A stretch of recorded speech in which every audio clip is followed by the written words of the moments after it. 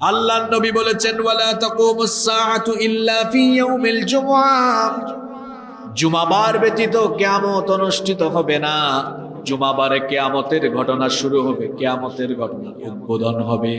জুমাবারে কোন সময় কিয়ামত হবে? হাদিস শরীফে এসেছে আল্লাহর নবী বলেছেন সুবহে সাদেকের পর সূর্যোদয়ের আগ মুহূর্তে কিয়ামতের ঘটনা আরম্ভ হয়ে যাবে। কিয়ামতের ঘটনার উদ্বোধন কিভাবে হবে শোনেন। কিয়ামতের ঘটনার উদ্বোধন করার জন্য আল্লাহ তাআলা বিশেষ একজন ফেরেশতা বানিয়েছেন। সেই বিশেষ ফেরেশতার নাম হলো ইসরাফিল। সেই ফেরেশতাকে আল্লাহ তাআলা বানিয়েছেন শুধুমাত্র কিয়ামতের ঘটনা শুরু হওয়ার জন্য। তিনি যেন সিংহায় ফুৎকার দেন, সিংহাধ্বনি যেন বাজান, এই জন্য আল্লাহ তাকে সৃষ্টি করেছেন। আর ওই ফেরেশতাকে সৃষ্টি করার পর থেকে সেই ফেরেশতা তার মুখের সামনে সিংহা নিয়ে অপেক্ষা করছেন। আরশে আজিমের দিকে কান পেতে আছেন কখন আল্লাহ তাকে আদেশ করেন। যখনই আল্লাহ তাকে আদেশ করবেন সঙ্গে সঙ্গে তিনি সিংহার মধ্যে ফুৎকার দিবেন।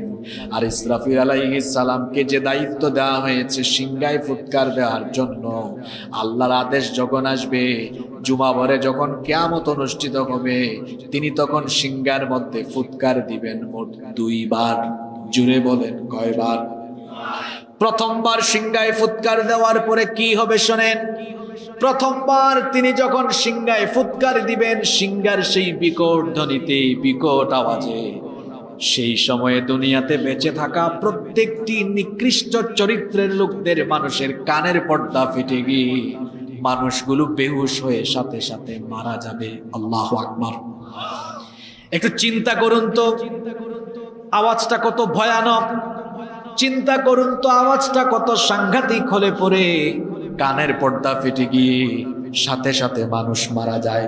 এত মারাত্মক, এত বিকট, এত সাংঘাতিক আওয়াজ। এক সিংহার ফুৎকারে সেই সময়ে দুনিয়াতে বেঁচে থাকা নিকৃষ্ট চরিত্রের সকল লোকদের কানের পর্দা ফেটে গিয়ে মানুষগুলো সাথে সাথে মারা যাবে। শুধু মানুষের কানের পর্দা ফাটবে না, আসমান ফেটে যাবে, জমিন ফেটে যাবে, গোটা বিশ্বজগৎ লণ্ডভণ্ড হয়ে যাবে। আল্লাহু আকবার।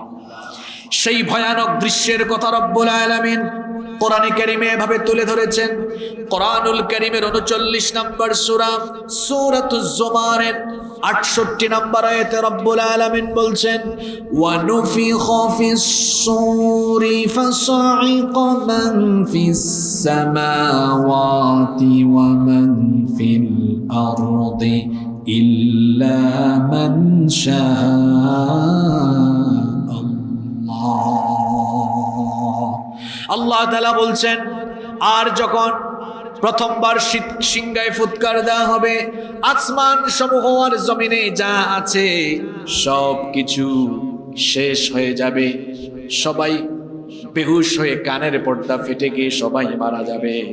শুধু মানুষের অবস্থা, কানের পর্দা ফেটে গিয়ে মানুষ মরবে না, পাশাপাশি গোটা বিশ্ব জগতে, সৃষ্টি জগতে এক ধরনের মহাকম্পন আরম্ভ হবে। এমন একটি বিরাট কম্পন, যে কম্পনের কথা আল্লাহ তাআলা কোরআনুল কারীমের 22 নম্বর সূরা সূরাতুল হাজ্জের প্রথম আয়াতে বলছেন ইয়া আইয়ুহান নাসুত্তাকু রাব্বাকুম ইন্না যালজালাতাস সাআতি শাইউন আযীম। হ্যাঁ মানব জাতি, তোমরা তোমাদের সেই রবকে ভয় করো যেই রবের হুকুমে কিয়ামতের দিন এমন এক ভূকম্পন হবে, একটা কম্পনে সব কিছু লণ্ডভণ্ড হয়ে যাবে। ভালো করে শুনেন সেই বিভৎস পরিস্থিতির কথা। ইসরাফিলের সিংহার ফুৎকারের পরে আসমানের অবস্থা কি হবে, মহাশূন্যের পরিস্থিতি কি হবে। একটা সিংহার আওয়াজ এত মারাত্মক হবে, ইসরাফিলের সিংহার ফুৎকারের পরে আসমান দীর্ণ বিদীর্ণ হয়ে যাবে, আসমান ফেটে যাবে। আসমান ফেটে গিয়ে চূর্ণ বিচূর্ণ হয়ে গিয়ে এক আসমানের উপর আরেক আসমান ঠাস ঠাস করে পড়তে থাকবে। আল্লাহু আকবার। আল্লাহ তাআলা সেই ভয়ানক চিত্রের কথা কোরআনে কারীমে এভাবে তুলে ধরেছেন। কোরআনুল কারীমের 82 নম্বর সূরা সূরাতুল ইনফিতারের প্রথম আয়াত থেকে আল্লাহ তাআলা বলছেন ইদাস সামাউন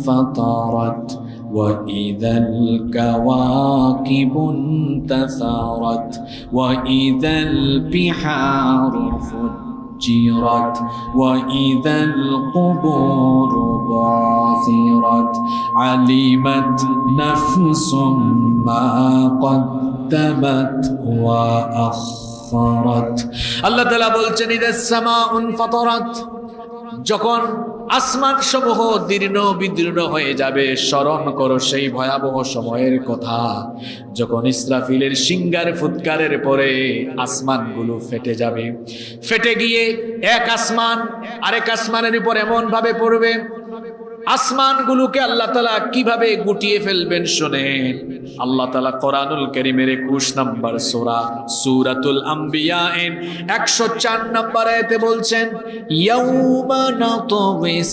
সামাআ কাতাইয়িস সিজিল্লি লিল কুতুব কিতাবের পৃষ্ঠার মতো আল্লাহ আসমানকে গুটিয়ে ফেলবেন একটা টেবিলের মধ্যে ফাইলপত্র খোলার পরে তারপরে যেমন সেগুলোকে আবার গুটিয়ে ফেলা হয় বুকশেলফে বা তাকে যেমন ফাইল বা বইগুলোকে একটার উপর আরেকটা রাখা হয় কিতাবের পৃষ্ঠার মতো কিতাবের পৃষ্ঠাকে খোলার পরে যেমন সেগুলোকে আবার গুটিয়ে ফেলা হয় সাত আসমানকে আল্লাহ একটার পর একটা সবগুলোকে আল্লাহ গুটিয়ে তার কুদরতি হাতের মুঠায় নিয়ে ফেলবেন আল্লাহু আকবার গোটা সৃষ্টি জগতে এক ভয়ঙ্কর পরিস্থিতি বিরাজ করবে আসমানে মহাশূন্যে থাকা সূর্যের অবস্থা কি হবে গরমের চুটে প্যান্ডেলে না বসে এখানে আপনারা অনেকে বসেছেন বাবারা শোনেন যে সূর্যের তাপে আপনারা বাগানে আশ্রয় নিলেন এসিতে আশ্রয় নিলেন এই সূর্য হলো পৃথিবী থেকে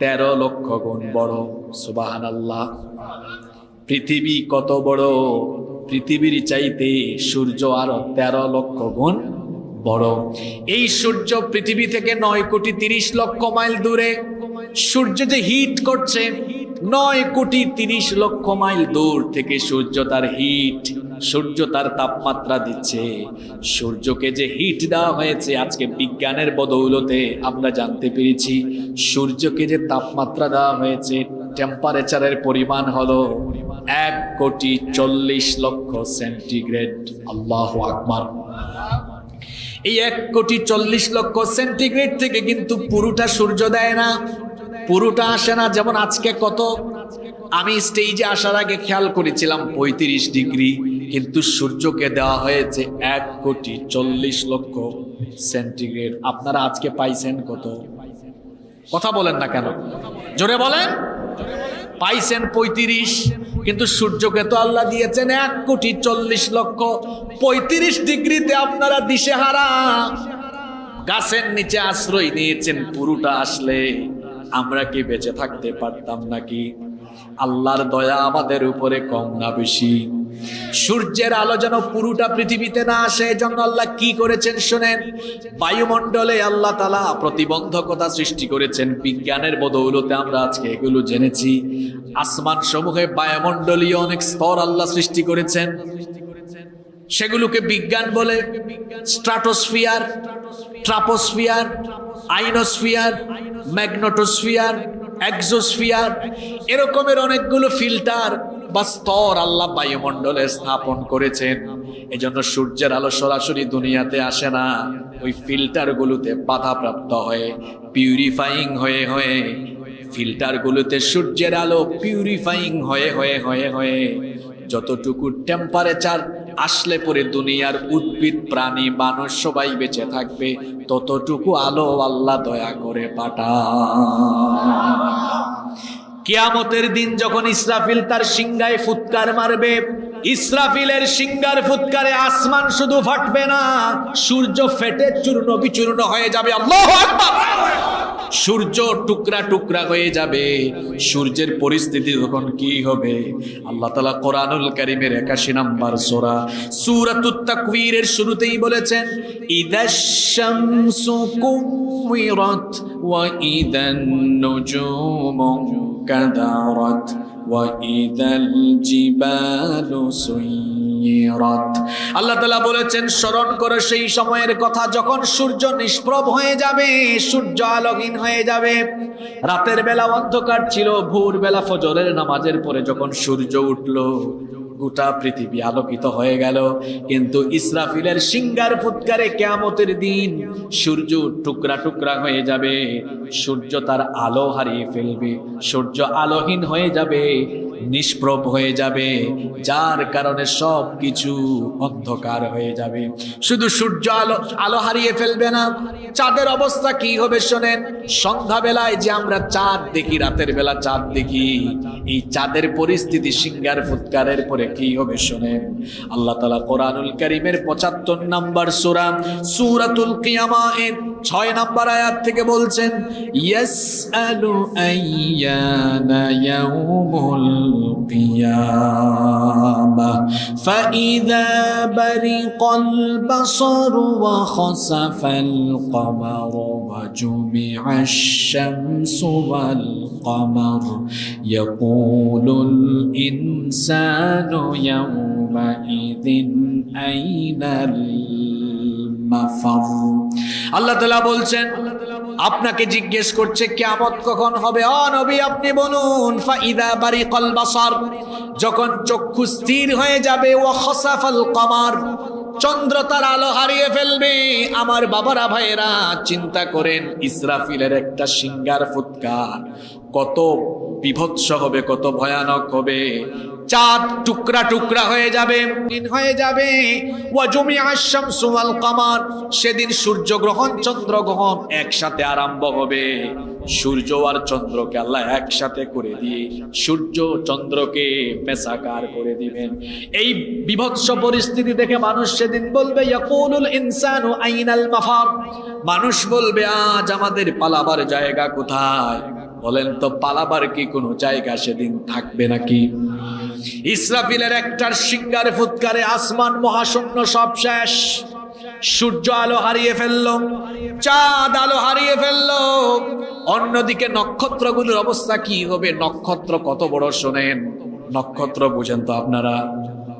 তারা বলেন, এই যে সূর্য আমরা দেখি, সূর্যের চাইতে রাতের বেলা চাঁদ আর একটু ছোট মনে হয়, তারকা বা নক্ষত্রকে আরো ছোট মনে হয়, কিন্তু এগুলো আসলে এত ছোট না।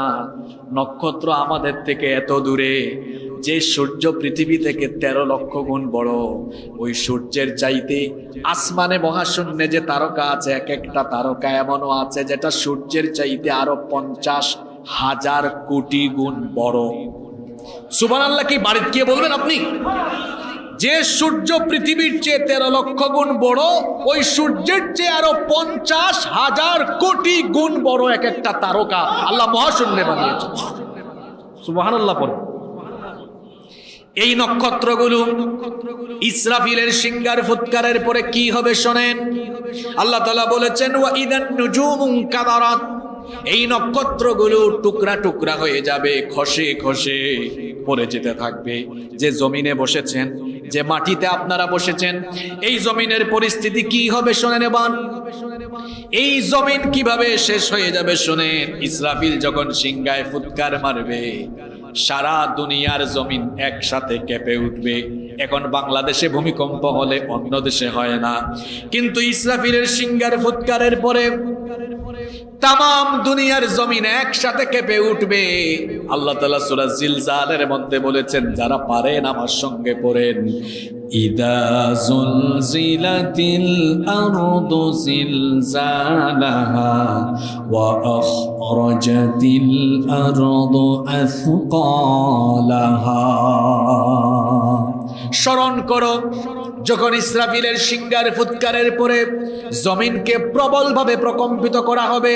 ও বাবারা ভাইয়েরা শোনেন, এমন একটি কম্পন হবে, উলট পালট হয়ে যাবে। জমিনের উপরে যা আছে জমিনের নিচে চলে যাবে, জমিনের নিচে যা আছে তা উপরে চলে আসবে। প্রশ্ন হলো, জমিনের উপরে কি আছে? আপনাদের বাড়িঘর আছে দুবাইয়ে, সুইজারল্যান্ডে, এই যে এত বড় বড় টাওয়ার মানুষ বানিয়ে রেখেছে। জমিন যখন কেঁপে উঠবে, এই টাওয়ার আর বিল্ডিং গুলো বালুর মতো উড়ে যেতে থাকবে। আল্লাহু আকবার। সব শেষ। লন্ড ভন্ড হয়ে যাবে, সব তছনছ হয়ে যাবে, চূর্ণ বিচূর্ণ হয়ে যাবে।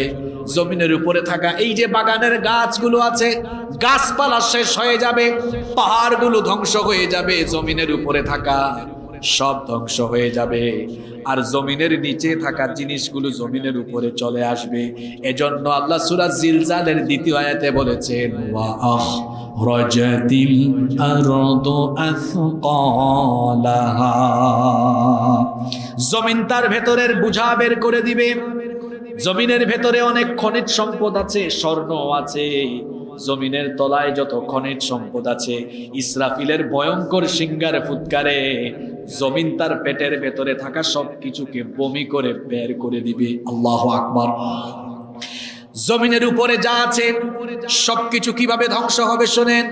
এই যে পাহাড়, আমার বাড়ি তো সিলেটে, সেখানে পাহাড় আর পাহাড়, এই পাহাড়গুলো দিয়ে আল্লাহ জমিনটাকে স্থির রেখেছেন। এজন্য আল্লাহ তাআলা কোরআনে কারিমে বলেছেন, ওয়াল আরদা মাদাদনাহা ওয়া আলকাইনা ফিহা রাওয়াসিয়া ওয়া আমবাতনা ফিহা মিন কুল্লি যাওজিন বাহিজ। আল্লাহ তাআলা বলছেন, জমিনকে আমি বিছানার মতো বিছিয়ে দিয়েছি। এই যে জমিনে আপনারা আছেন, এই জমিন বিছানার মতো। আল্লাহ বলছেন এটা হেলাদুলা, নড়াচড়া করবে, এটা যেন নড়াচড়া না করে, এটা যেন অস্থির হয়ে না যায়, তোমাদেরকে নিয়ে পড়ে না যায়। এজন্য আমি কি করলাম, ওয়ালকা ফিল আরদি রাওয়াসিয়া আন তামিদা বিকুম, পাহাড়, আমি এই জমিনের উপরে পাহাড়কে পেরেকের মতো গেড়ে দিয়ে জমিনকে শক্ত করে দিয়েছি। সুবহানাল্লাহ। এই পাহাড়কে জমিনের উপরে কি হিসাবে বানানো হয়েছে জোরে বলেন? সাইন্টিফিক ওয়াজ হচ্ছে। এই যে পেরেক, এই যে দেখেন চেয়ার, তক্তা, এগুলো গাছ ছিল। আপনারা কি বলেন, করাত বলেন না? কুষ্টিয়াতে করাত দিয়ে গাছ কেটে তক্তা করা হয়েছে, কাঠ বানিয়ে এরপরে এই দেখেন এগুলোকে জোড়া দেওয়া হয়েছে কি দিয়ে? আচ্ছা আপনারা বলেন তো, পেরেকের কোন অংশটা বেশি থাকে? নিচের দিকেই তো পেরেকের অংশ থাকে বেশি। এই যে আমি পেরেক মারলাম, এখন পেরেকের বেশিরভাগ অংশ কোথায় চলে গেল? তাহলে আল্লাহ যে বলেছেন জমিনের মধ্যে পাহাড় পেরেকের মতো, তাহলে পেরেকের বেশিরভাগ অংশ থাকে কোন দিকে? সুবহানাল্লাহ। কোরআন এই বৈজ্ঞানিক তথ্য দিয়েছে। আজকের ভূতত্ত্ববিদরা গবেষণা করে দেখেছেন, পাহাড়ের যে অংশ মাটির উপরে আমরা দেখি, এর চেয়ে প্রায় 20-25 গুণ অংশ মাটির নিচে বিস্তৃত হয়ে আছে। সুবহানাল্লাহ। আপনাদের হাতের প্রত্যেকের মোবাইল আছে, গুগল শরীফে সার্চ দিয়ে দেখেন, মাউন্ট এভারেস্টের চূড়া জমিন থেকে 9 কিলোমিটার উঁচু, কিন্তু এর ভেতরে শিকড় বিস্তৃত হয়েছে 125 কিলোমিটার পর্যন্ত গভীর। সুবহানাল্লাহ পড়বেন না? এই পাহাড়গুলো কত শক্তিশালী। ইসরাফিলের সিংহার ফুৎকারের পরে এই পাহাড়গুলোর পরিস্থিতি কি হবে এবার শোনেন। রব্বুল আলামিন কোরআনুল কারীমের 69 নম্বর সূরা সূরাতুল হাক্কা এর 13 নম্বর আয়াত থেকে বলছেন, ফাইদা নুফিখা ফিস সূরি নাফখাতুন ওয়াহিদা ওয়া হুমিলাতিল আরদু ওয়াল জিবালু ফাদুক্কাতা দাক্কাতান ওয়াহিদা ফায়াউমাইযিন ওয়াকাআতিল ওয়াকিআ। আর যখন প্রথমবার একটি সিংহায় ফু দেওয়া হবে, তখন পাহাড় সহ এই জমিনকে উপরে উঠায়া একটা আছাড় দিয়ে এগুলোকে লন্ডভন্ড চূর্ণ বিচূর্ণ তছনছ করে দেওয়া হবে। আল্লাহ তাআলা কোরআনুল কারীমের 73 নম্বর সূরা মুজাম্মিলের 14 নম্বর আয়াতে বলেছেন, ইয়াউমা তারজুফুল আরদু ওয়াল জিবালু ওয়া কানাতিল জিবালু কাসীবাম মাহিলা। সেই দিন অর্থাৎ কিয়ামতের দিন, ইসরাফিলের সিংহার ফুৎকারের পরে এই পাহাড়গুলোকে এমন ভাবে ধ্বংস করা হবে, পাহাড়গুলো ইসরাফিলের সিংহার ফুৎকারের পর বালুর মতো উড়ে উড়ে যেতে থাকবে। আল্লাহু আকবার। আমাদের পরিচিত সূরা সূরা কারিয়া, কোরআনের 101 নম্বর সূরা 5 নম্বর আয়াতে আল্লাহ বলেছেন, ওয়া তাকুনুল জিবালু কালইহনিল মানফুশ। আল্লাহ তাআলা বলেছেন পাহাড়গুলো ধুনা তুলার মতো উড়ে উড়ে যেতে থাকবে। ইসরাফিলের সিংহার ফুৎকারের পরে এভাবে পাহাড়গুলো ধ্বংস হয়ে যাবে। সাগরের পরিস্থিতি কি হবে? বঙ্গোপসাগর, আটলান্টিক মহাসাগর, প্রশান্ত মহাসাগর সহ সাগর মহাসাগরগুলোকে আল্লাহ উত্তাল করে দিবেন। এজন্য আল্লাহ বলেছেন, ওয়া ইদাল বিহারু ফুজ্জিরাত। সাগর তার ভেতরের সবকিছু নিয়ে উত্তাল হয়ে যাবে, উত্তেজিত হয়ে যাবে। ইসরাফিলের সিংহার ফুৎকারের পরে সাগরের তলার মাটি ফেটে যাবে, সব পানি নিচের দিকে চলে গিয়ে পানির যে মূল উপাদান অক্সিজেন আর হাইড্রোজেন যখন একসাথে হয়ে যাবে, তখন আল্লাহ বলেছেন, ওয়া ইদাল বিহারু সুজ্জিরাত। সাগরের মধ্যে আগুন লেগে যাবে, সাগরের মধ্যে আগুন লেগে যাবে। এই রকম করে গোটা দুনিয়া, গোটা জমিন, আসমান জমিন সবকিছু আল্লাহ ধ্বংস করে দিয়ে সবকিছুকে আল্লাহ তার হাতের মুঠায় নিয়ে ফেলবেন। বাহাদুরি দেখান, বাহাদুরি দেখান। আল্লাহর দ্বীনের সাথে বেয়াদবি করেন, কোরআনের মাহফিলের সাথে বেয়াদবি করেন, আলেম ওলামার সাথে বেয়াদবি করেন। আল্লাহ তাআলার কুদরত আপনি বুঝেন না, উপলব্ধি করতে পারেন না। আমাদের সমাজে কিছু মানুষ আছে, এরা যখন একটু ক্ষমতা পায় তখন দেখা যায় আল্লাহ রসুলের বিরুদ্ধেও কথা বলতে দ্বিধাবোধ করে না। এমন মানুষ আমাদের সমাজে আছে না নাই? মনে রাখবেন, আল্লাহ ব্যতীত সকলের ক্ষমতা হলো ক্ষণস্থায়ী, কেবলমাত্র একজন চিরস্থায়ী ক্ষমতার মালিক, তিনি কে? এজন্য আল্লাহ ক্ষমতার নামে একটা সূরা দিয়েছেন, সূরার নাম হলো সূরা মুল্ক। সেই সূরার প্রথম আয়াতে আল্লাহ তার ক্ষমতার কথা বলেছেন। ক্ষমতার বাহাদুরি করো না। তাবারাকাল্লাযী বিয়াদিহিল মুলকু ওয়া হুয়া আলা কুল্লি শাইইন কাদির।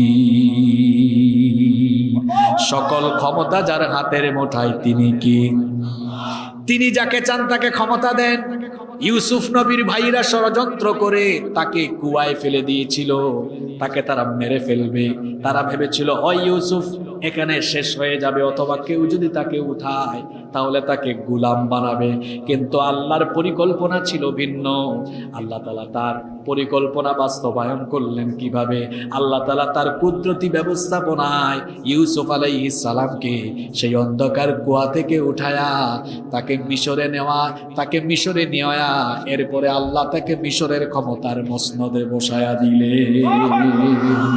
আবার আল্লাহ যাকে চান জুতার বাড়ি খাওয়ায়া ক্ষমতার চেয়ার থেকে নামাতে পারেন কি পারেন না?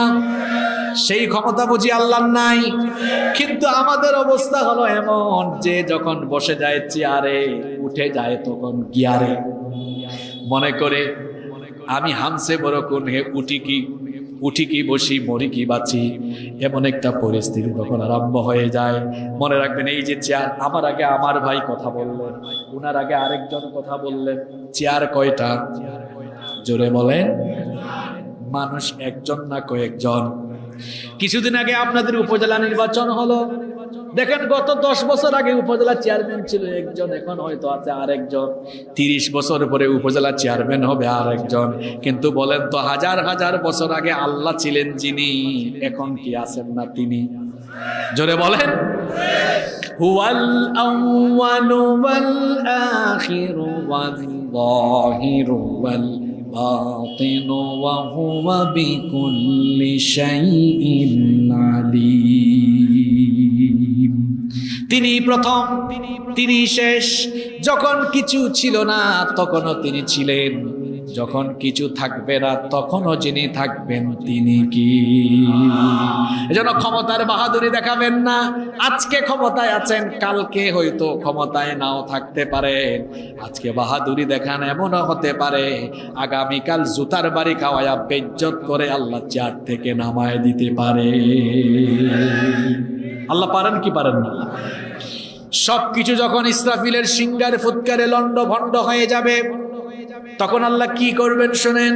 কোরআনুল কারীমের 39 নম্বর সূরা সূরাতুজ জুমারের 67 নম্বর আয়াতে আল্লাহ বলছেন, ওয়াল আরদু জামিআন কবদাতুহু ইয়াউমাল কিয়ামাতি ওয়াস সামাওয়াতু মাতওয়িয়াতুন বিয়ামিনি সুবহানাহু ওয়া তাআলা আম্মা ইউশরিকুন। আল্লাহ তাআলা বলছেন, এভাবে করে গোটা জমিনকে আমি আমার হাতের মুষ্টিবদ্ধ করে ফেলবো। চিন্তা করুন তো, গোটা জমিনকে আল্লাহ মুষ্টিবদ্ধ করে ফেলবেন, মুষ্টিবদ্ধ করে একটা আছাড় দিয়ে শেষ করে দিবেন। আল্লাহ বলছেন, আসমান সমূহকে আমি ভাঁজ করে আমার কুদরতি হাতে নিয়ে ফেলবো, তামাম দুনিয়া শেষ। শুনতেছেন তো আপনারা? কোরআনের আলোকে আজকে চলছে আলোচনা। আপনারা বলবেন, হুজুর কোন দিকে শুরু করে কোন দিকে নিয়ে যাচ্ছেন? একটু পরে বুঝবেন কেন আজকে এই টপিক ধরেছে। মনোযোগ আছে তো আপনাদের? কষ্ট হচ্ছে না তো?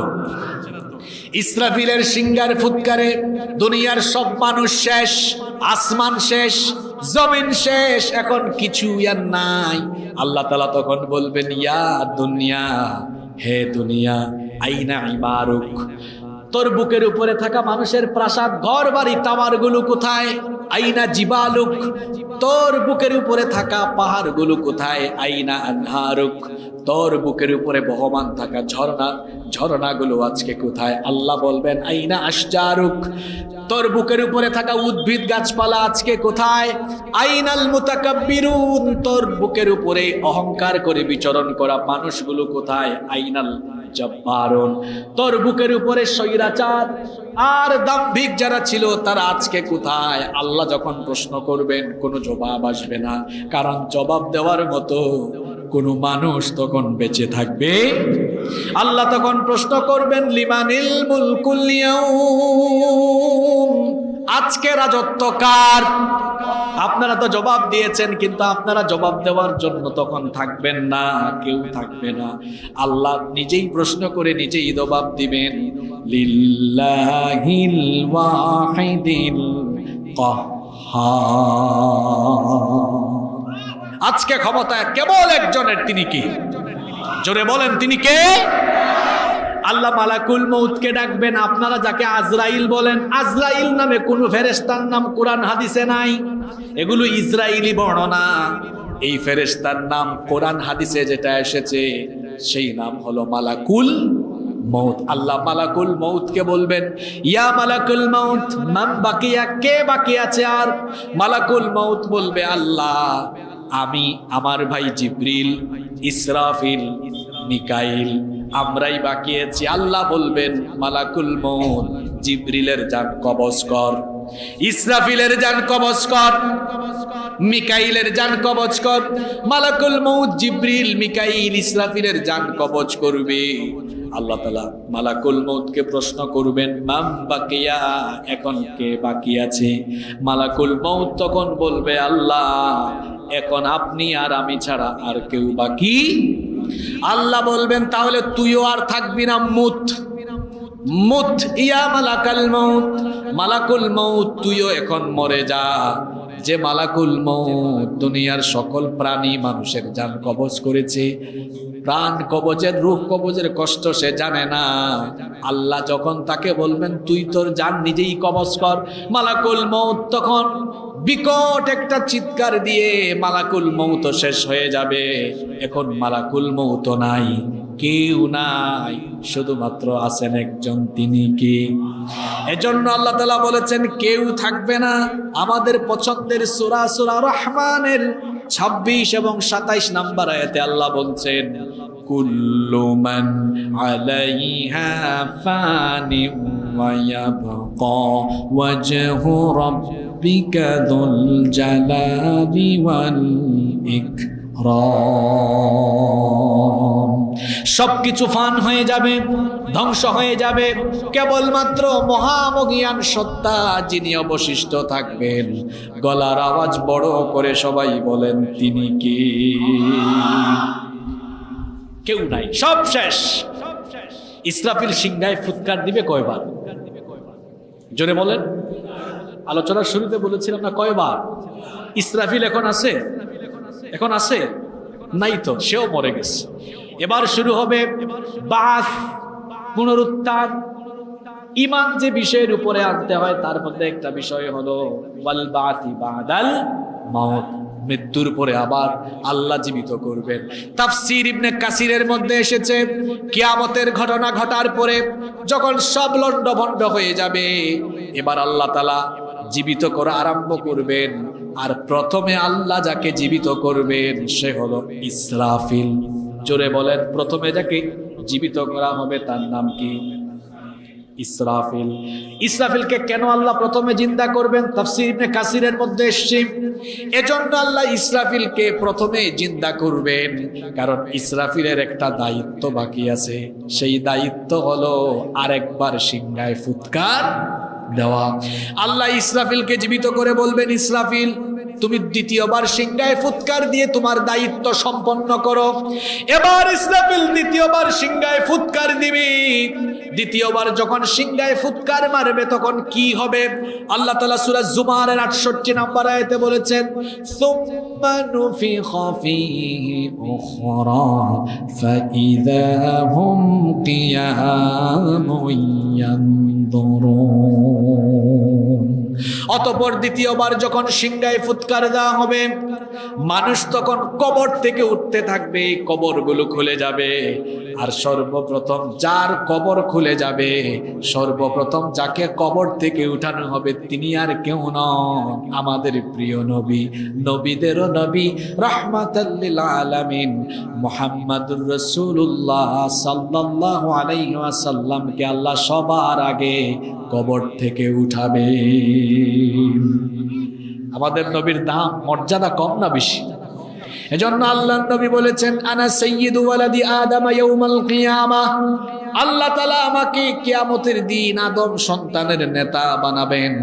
ওয়া আনা আউয়ালু মান ইয়ানশাক্কু আনহুল কবর, এবং সর্বপ্রথম যাকে কবর থেকে উঠাবেন সেই ব্যক্তি হলাম আমি। প্রথমে দুনিয়ায় এসেছে আদম, দুনিয়াতে সবার বাবা আদম আলাইহিস সালাম প্রথমে এসেছেন, কিন্তু কবর থেকে উঠানোর সময় আল্লাহ আমাদের নবীকে আগে উঠাবেন। সুবহানাল্লাহ। এরপরে ধাপে ধাপে সব কবর খুলে যাবে। আপনাদের এই খুকসারো কবরস্থানের সব কবর খুলে যাবে। কবর থেকে উঠে মানুষ কিভাবে দৌড়াবে শুনেন এবার আল্লাহ কি বলছেন। কোরআনুল কারীমের ৭০ নম্বর সূরা সূরাতুল মাআরিজের ৪৩ নম্বর আয়াতে আল্লাহ তাআলা বলছেন, ইয়াউমা ইয়াখরুজুনা মিনাল আজদাতি সিরাআন কাআন্নাহুম ইলা নুসুবিন ইউফিদুন।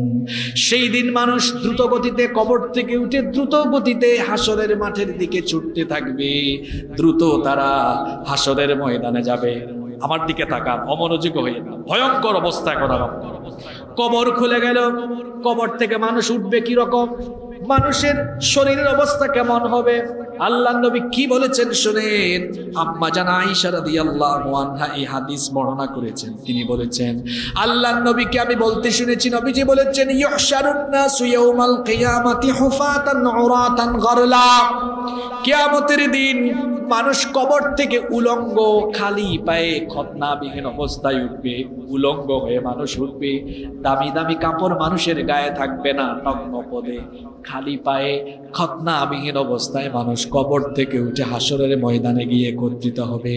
এই কথা শুনে আমাদের মা আম্মা জান আয়েশা রাদিয়াল্লাহু আনহা নবীজিকে প্রশ্ন করলেন, ইয়া রাসূলুল্লাহ, আমরা সকলে বলি সাল্লাল্লাহু আলাইহি ওয়াসাল্লাম,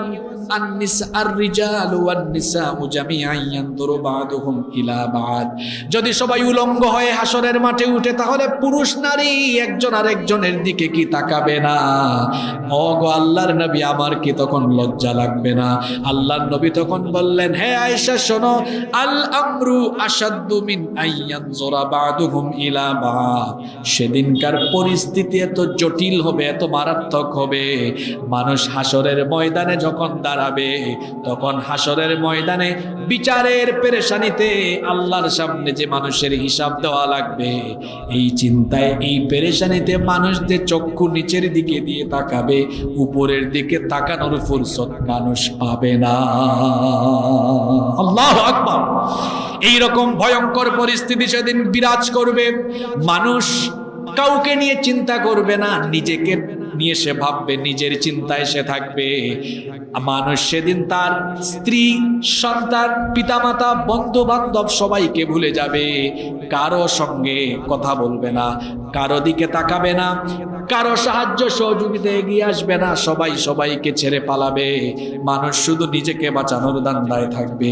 এজন্য আল্লাহ তাআলা কোরআনুল কারীমের ৮০ নম্বর সূরা, সূরা আবাসা এর ৩৪ নম্বর আয়াত থেকে বলছেন, ইয়াউমা ইয়াফিরুল মারউ মিন আখিহি ওয়া উম্মিহি ওয়া আবিহি ওয়া সাহিবাতিহি ওয়া বানিহি লিকুল্লি ইমরিইম মিনহুম ইয়াউমাইদিন শা'নুন ইউগনি। সেদিন মানুষ তার পিতা মাতা, ভাই বোন, সন্তান সন্ততি, পরিবারের সবাইকে রেখে পালাবে। মানুষ তার নিজেকে নিয়ে ব্যস্ত থাকবে, কিভাবে নিজেকে বাঁচানো যায় এই চিন্তায় পেরেশান থাকবে, নাফসি নাফসি জিকির করবে। হাসরের ময়দানে কবর থেকে সকল মানুষকে উঠায় আল্লাহ একত্রিত করবেন। এজন্য আল্লাহ তাআলা বলেছেন, কুল ইন্নাল আউয়ালিনা ওয়াল আখিরিনা লামাজমুউনা ইলা মিকাতি ইয়াউমিন মা'লুম। হ্যাঁ নবী, আপনি বলুন, প্রথম থেকে শেষ, পূর্ববর্তী পরবর্তী সকলকেই হাসরের ময়দানে একত্রিত করা হবে।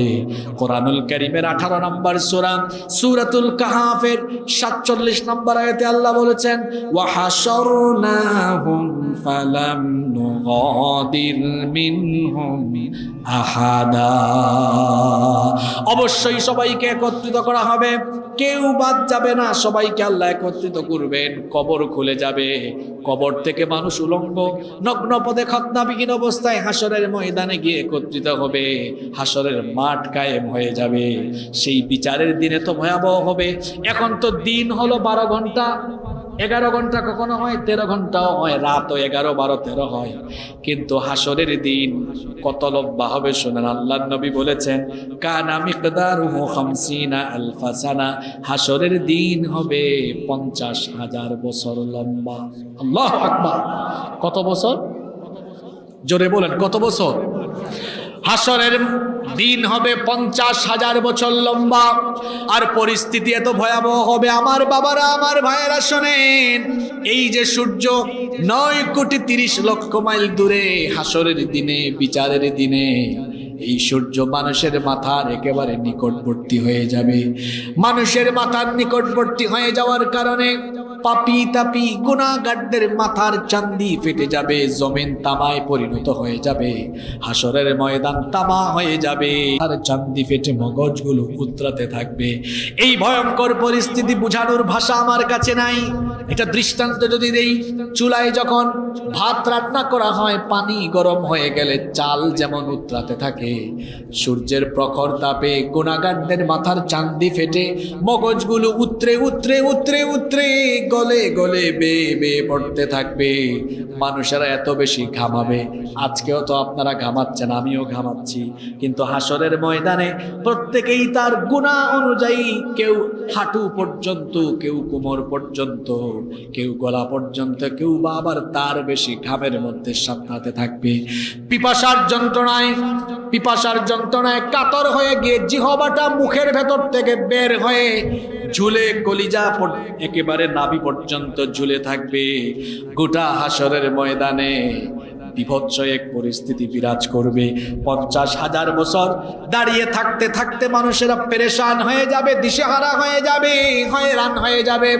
লোকেরা এবারে যাবে আমাদের বাবা পৃথিবীর প্রথম মানুষ এবং প্রথম নবী সাইয়্যিদিনা আদম আলাইহিস সালামের কাছে গিয়ে বলবেন, বাবা আদম, আপনি পৃথিবীর প্রথম মানুষ, আপনাকে আল্লাহ নিজের হাতে বানিয়েছেন, আপনার ভেতরে আল্লাহ নিজেই রূহ ফুঁকে দিয়েছেন, আপনি আল্লাহর কাছে দোয়া করেন তিনি যেন বিচার শুরু করে দেন, হাসরের ময়দানে তিনি যেন বিচার আরম্ভ করেন।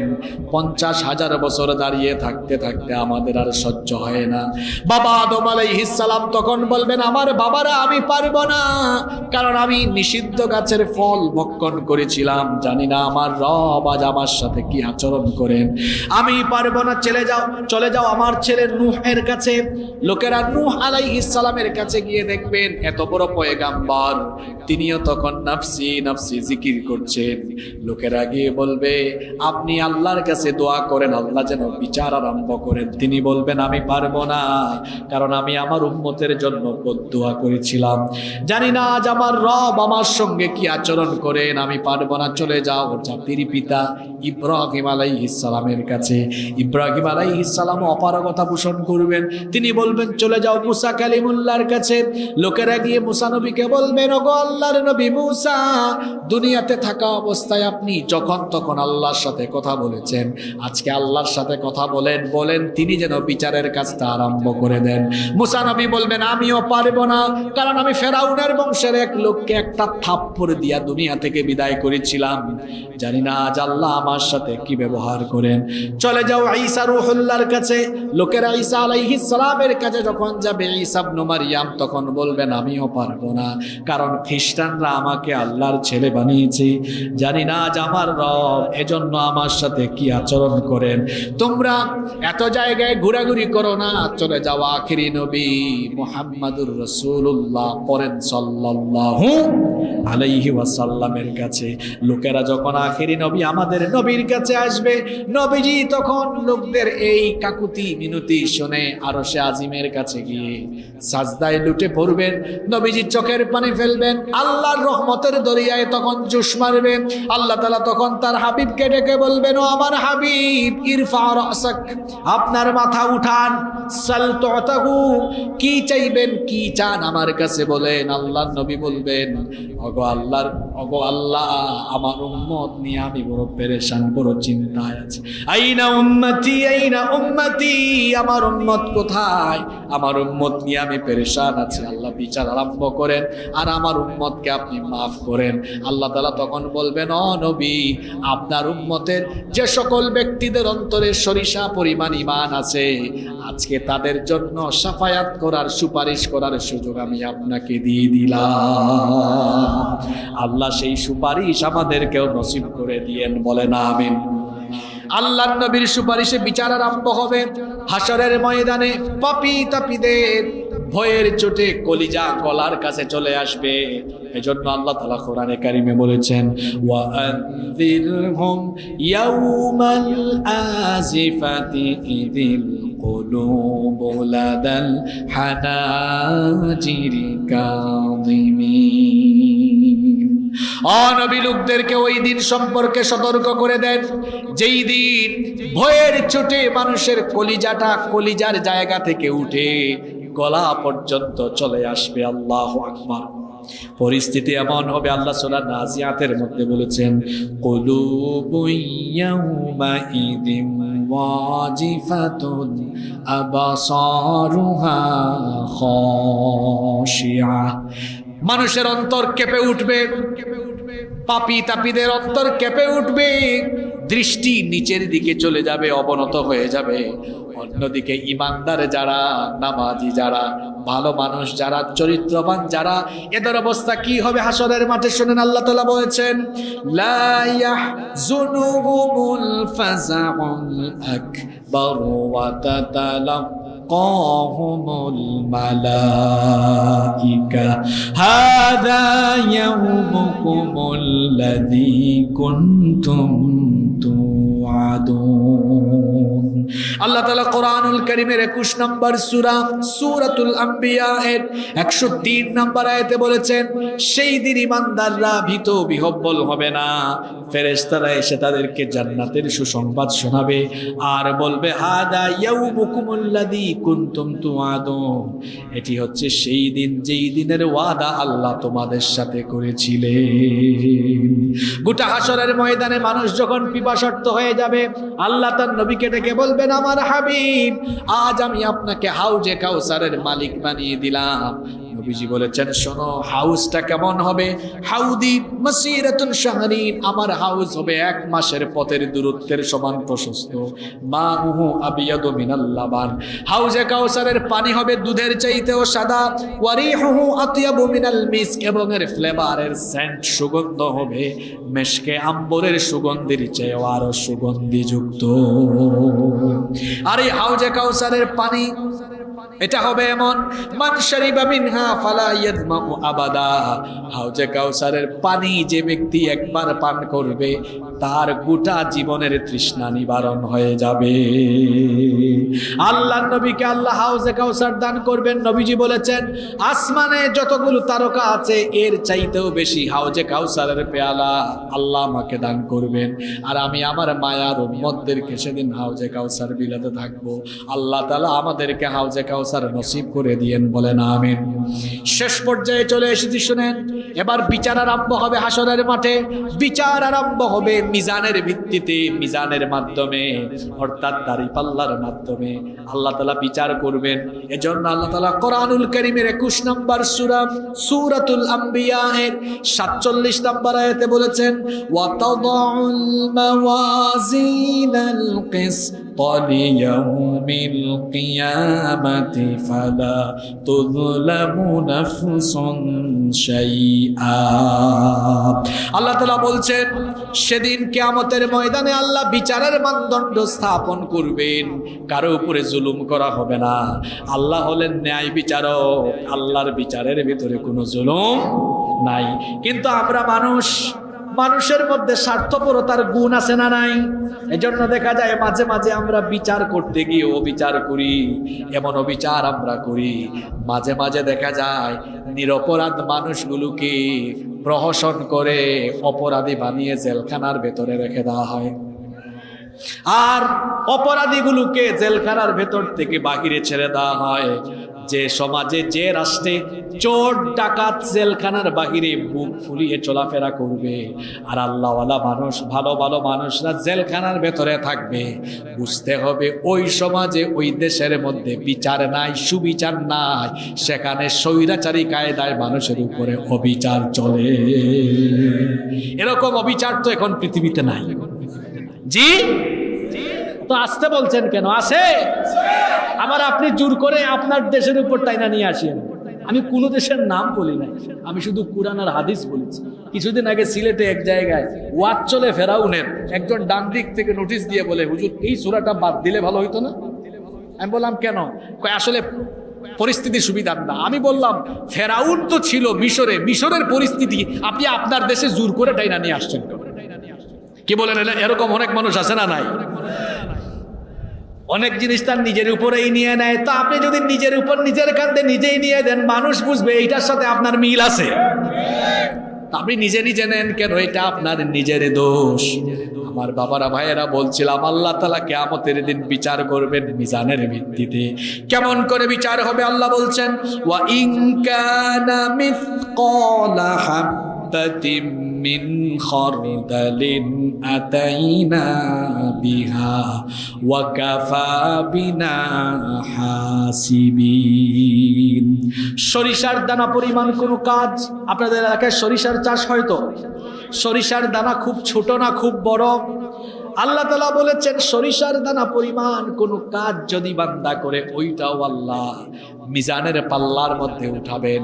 মিজানের পাল্লার মধ্যে আমলনামা উঠায়া বিচার কিভাবে করা হবে শোনেন।